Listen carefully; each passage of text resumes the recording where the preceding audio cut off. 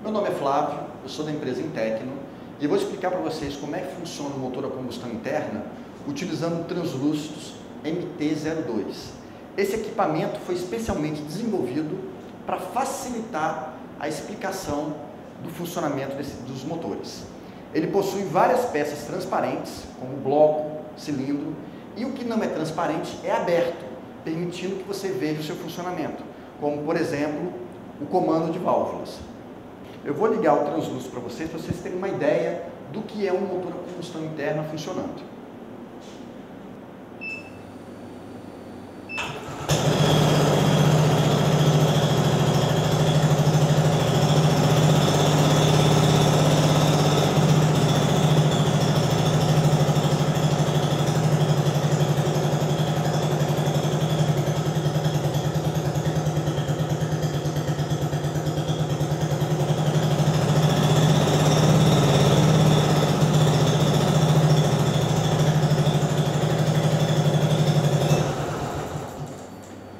O translúcidos, diferente dos outros motores a combustão interna didáticos, ele permite que você realmente veja a queima do combustível.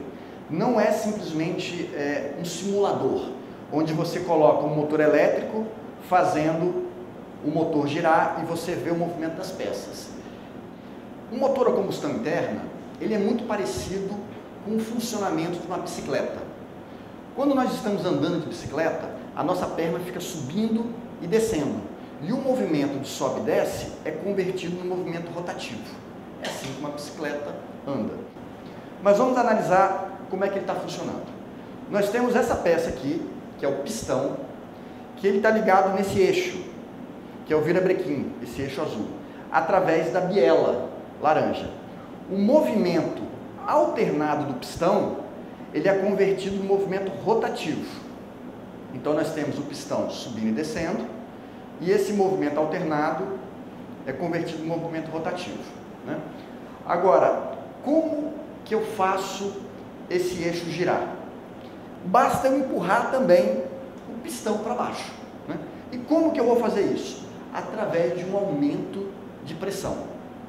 Se eu pegar um rojão e colocar dentro de uma lata de refrigerante, explodir o rojão, essa lata ela vai estufar com aumento de pressão. Ou então, se a resistência dela não for muito boa, ela vai explodir. Eu vou pegar um rojão e vou colocar aqui dentro. Quando eu inflamar esse rojão, quando eu acender esse rojão, a pressão aqui dentro vai empurrar o meu pistão para baixo. E assim como na bicicleta, esse eixo vai girar. Quando esse pistão chegar embaixo, esse tempo, que é chamado tempo motor, ele acaba, né? Repare o seguinte, eu tive que colocar aqui dentro um rojão, que no nosso caso não é feito de pólvora, né? É ar com combustível, e depois, no final desse tempo, que eu empurrei o pistão para baixo, o que sobrou aqui dentro foram gases provenientes dessa queima. E eu vou ter que pegar esses gases e tirar dali de dentro e colocar novamente uma mistura de ar e combustível, para eu ter uma nova combustão. Só que eu tenho que seguir alguns passos, eu tenho um ciclo para conseguir colocar o ar e o combustível aqui dentro. Esse motor, ele é de 4 tempos, ciclo Otto, né? Hoje em dia, todos os motores da indústria automotiva são 4 tempos. Existem motores 2 tempos, mas hoje eles estão em desuso. Os motores 2 tempos hoje são usados geralmente em motosserra, motores costais, né? Máquinas pequenas. O primeiro tempo, que é o que eu vou colocar o meu ar e combustível, ele vai começar com o pistão em cima. Quando o pistão está em cima, a gente diz que ele está no ponto morto superior. Quando ele está embaixo, a gente diz que ele está no ponto morto inferior. Então, o pistão no ponto morto superior, ele vai começar a descer. Repare que ele está descendo, sendo puxado pelo eixo virabrequim, né? E não empurrado. Então, nós temos aqui dentro, duas válvulas, uma de admissão e uma de escape. No tempo de admissão, vou colocar o motor no tempo correto, né? No tempo de admissão, vai abrir essa válvula. Ela vai comunicar o interior do cilindro com a atmosfera. O pistão descendo, ele vai criar uma zona de baixa pressão, puxando ar e combustível. O ar vai entrar por aqui e o combustível vai entrar por aqui, através do bico injetor. Então o pistão vai descer, o eixo vai girar 180 graus, vai chegar embaixo, aqui dentro vai estar cheio de ar e combustível. E a válvula vai se fechar. Esse é o primeiro tempo do motor, o tempo de admissão. Vamos começar agora o segundo tempo, o tempo de compressão. A válvula de admissão está fechada e o pistão vai subir, comprimindo essa mistura ar-combustível. Quando o pistão chegar em cima, vai acabar esse tempo, o tempo de compressão. E vai ter início ao tempo de combustão. Eu estou com ar e combustível bem comprimidos. Eu preciso iniciar o processo de combustão. E para iniciar esse processo, eu vou soltar uma descarga elétrica entre dois pontos dentro da câmara de combustão. Esses dois pontos pertencem à vela de ignição. Então, eu vou ter uma descarga elétrica através dos eletrodos da vela de ignição. Para facilitar a gente entender o que é essa centelha, né, o Translúcidos possui um recurso muito útil, que é simular essa centelha. Então, eu venho na tela principal, aperto simulador, ignição e on-off. Liguei a minha centelha. Essa centelha, acontecendo, vai inflamar o meu combustível. A pressão dentro do cilindro vai aumentar, empurrando o pistão para baixo. Esse é o tempo de combustão ou explosão, né? Pistão chegou no ponto morto inferior. Eu já queimei todo o ar e combustível. O que sobrou aqui dentro são resíduos dessa queima e eu tenho que retirar de dentro do motor. Vai abrir uma outra válvula, que é a válvula de escape, e o pistão vai subir, expulsando esses gases. Esses gases vão sair através do sistema de escape do motor. Então, é assim que funciona o motor. Primeiro tempo, admissão, vai entrar ar e combustível. Segundo tempo, compressão. Terceiro tempo, explosão. E quarto tempo, escape. Repare que o eixo virabrequim, ele tem que dar 2 voltas completas, mas em apenas 180 graus é que ele recebe um impulso. Os outros tempos, o motor vai gastar energia para eles acontecerem, né?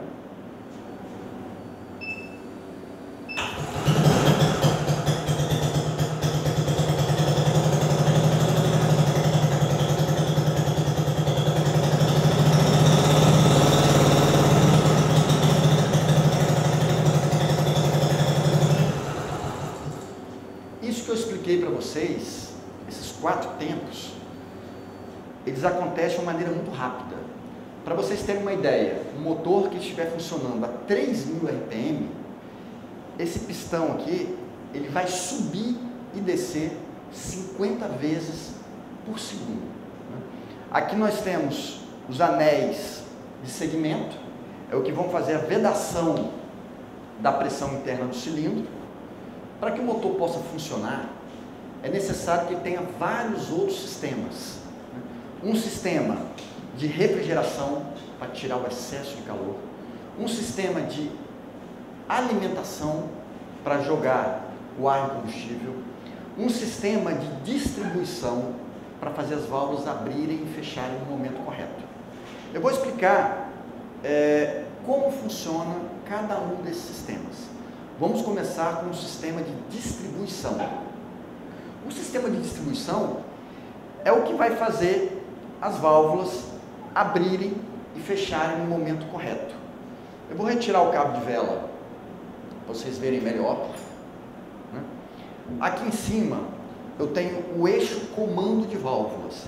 Esse motor possui dois eixos comando de válvula, um para a válvula de admissão e outro para a válvula de escape. A parte de cima da válvula está dentro dessa mola. Essa mola é o que vai fazer a válvula ficar fechada. E esse comando vai empurrar a válvula para baixo no momento correto. Então, esse eixo ele vai girar, empurrando a válvula para baixo, e assim que esse ressalto sai de cima da válvula, a válvula volta a subir. E esse movimento ele tem que estar perfeitamente sincronizado com o eixo virabrequim. Então, no eixo virabrequim, nós temos uma engrenagem. Nessa engrenagem, nós temos essa correia que vai transmitir o movimento desse eixo para esses dois eixos aqui em cima. O eixo do comando de admissão e o eixo do comando da válvula de escape. Repare que nos 4 tempos, o virabrequim precisa dar 2 voltas completas, 720 graus. Mas em apenas meia volta, a válvula fica aberta. Então, o virabrequim vai transmitir o seu movimento para os eixos comando de válvula com a metade da rotação. Enquanto o eixo virabrequim dá 2 voltas, o eixo comando de válvulas dá uma volta só. Eu vou colocar aqui uma marca.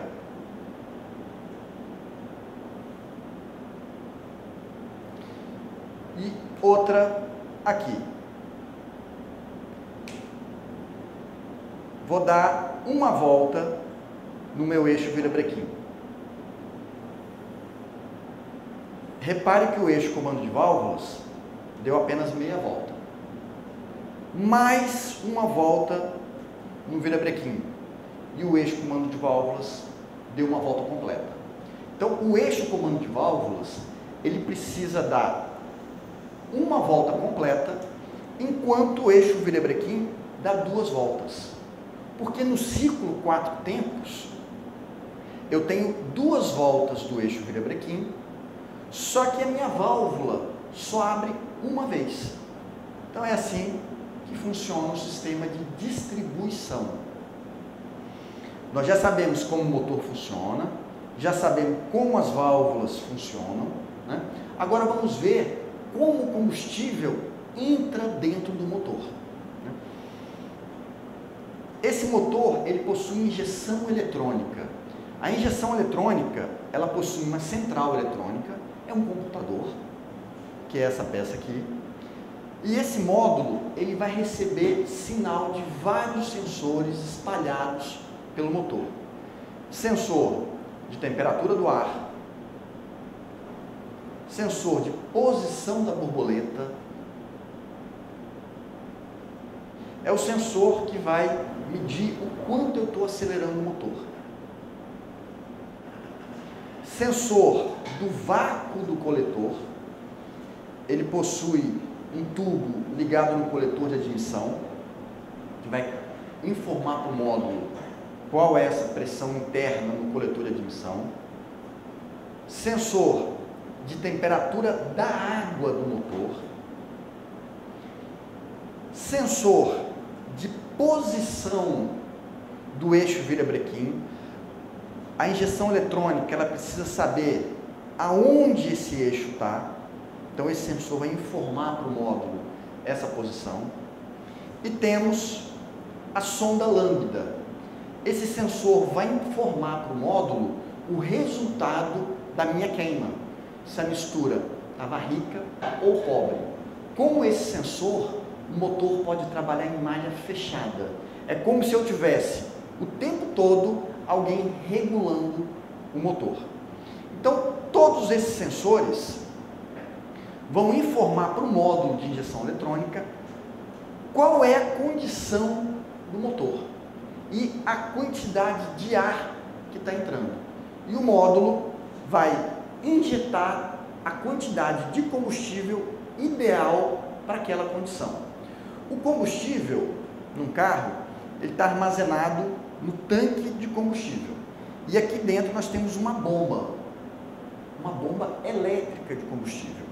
O combustível vai sair do tanque, passar pelo filtro, passar pelo regulador de pressão e vir para essa mangueira verde até o bico injetor de combustível. E o módulo, através desses dois fios, vai comandar a abertura desse bico. Eu vou demonstrar para vocês o sistema funcionando. Eu vou ligar o sistema de ignição, né? Repare que a minha bomba, ela já está trabalhando. Bomba não gera pressão, bomba gera vazão. Então, ela está pegando o combustível de dentro do tanque e está jogando por essa mangueira verde. O que o motor não consome, volta para o tanque. Mas esse combustível tem que ser filtrado. Se chegar alguma impureza no meu bico injetor, ele vai parar de funcionar. O combustível saiu do tanque, passou pelo filtro e passou nessa peça, que é o regulador de pressão. O combustível só vai conseguir fluir através do bico injetor se houver uma pressão atrás do bico. Então nós temos essa válvula que ela vai regular a pressão. Nesse motor nós temos um manômetro para a gente monitorar. Repare o seguinte, eu vou alterar a pressão do combustível. Eu estou tirando pressão e agora eu estou colocando pressão. Cada motor tem uma pressão específica de combustível para poder trabalhar. Se por algum motivo essa pressão cair ou ficar acima do especificado, o motor vai apresentar um mau funcionamento, podendo vir até parar de funcionar. O Translúcidos, ele possui um software que permite que eu veja em tempo real tudo o que está acontecendo e grave esses dados. É só pegar o cabo de comunicação, plugar no meu módulo de injeção eletrônica e, através da tela do computador, visualizar informações como temperatura, RPM, tempo de injeção, eficiência volumétrica, posição do acelerador, tudo o que está acontecendo no motor eu posso visualizar e alterar esses parâmetros. Enquanto um carro nós não temos acesso a essas informações, nós temos acesso quando a gente liga um scanner para ver o que está acontecendo, mas a gente não pode interagir. No Translúcidos, eu posso escolher a quantidade de combustível que eu vou injetar, né? Eu posso calibrar os sensores, simular defeitos, eu posso escolher se o motor vai funcionar a álcool, gasolina, flex, tudo isso via software. Então, a gente desenvolveu esse equipamento exatamente para o aluno poder interagir com ele, não simplesmente olhar. Um outro sistema que nós temos é o sistema de escape. A válvula de escape vai abrir e vai expulsar os gases para fora do motor.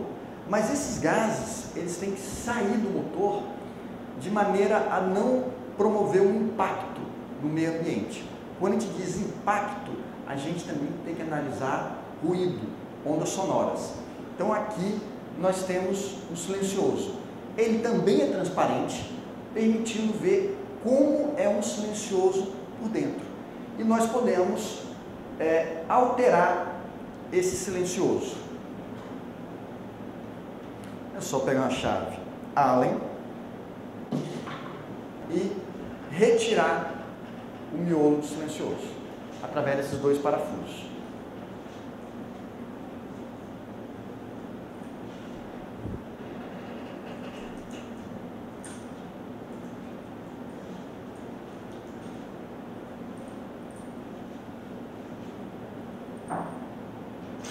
Esse aqui é o miolo do silencioso.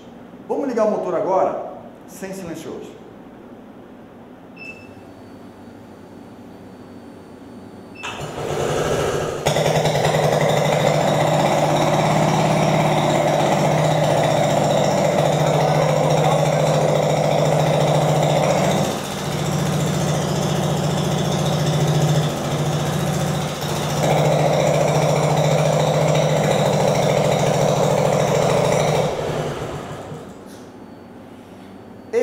silencioso, ele pode ser refeito. Você pode fazer um outro silencioso com mais furos, diâmetros diferentes e analisar o que está acontecendo e coletar esses dados também. Montar o meu silencioso.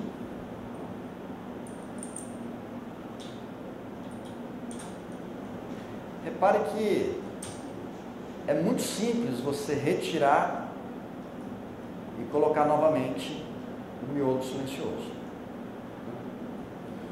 Um outro fenômeno interessante é a condensação da água dentro do silencioso.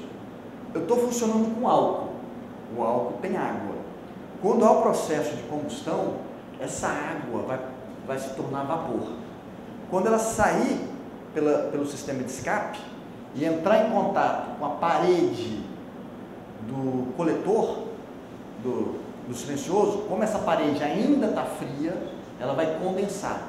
Com o motor quente, essa condensação não acontece. O motor, durante o funcionamento, ele vai gerar calor. Se eu não retirar esse calor, ele vai aquecer até fundir as suas peças internas. Então nós temos um sistema chamado sistema de refrigeração. No nosso motor nós possuímos duas camisas e aqui no meio vai circular água.